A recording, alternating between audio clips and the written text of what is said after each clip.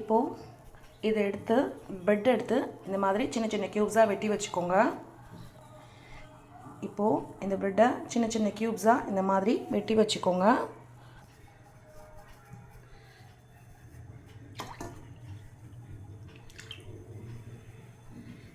இப்போது பாலை நல்லா கொதிக்க வச்சு எடுத்துக்கலாம்.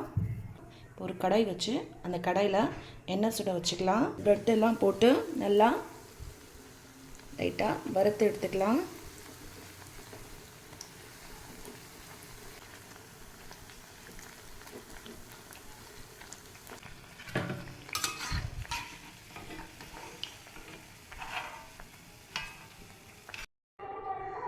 பிரெட்டெல்லாம் வறுத்து எடுத்தாச்சு.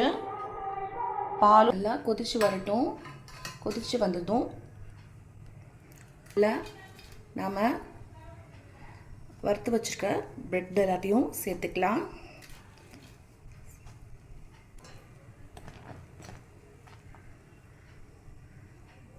இது நல்லா கரையிற வரைக்கும் இதை நாம் இதிலே வேக விடலாம்.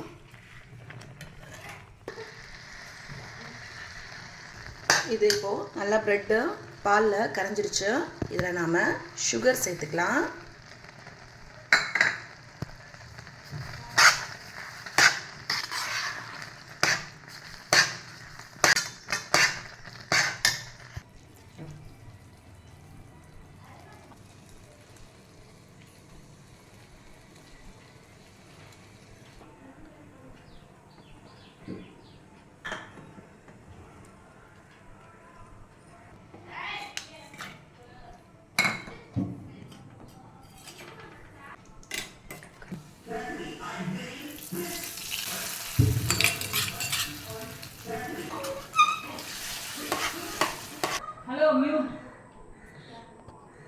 இப்போது நம்ம பிரெட் ஹல்வா ரெடி ஆகிடுச்சு.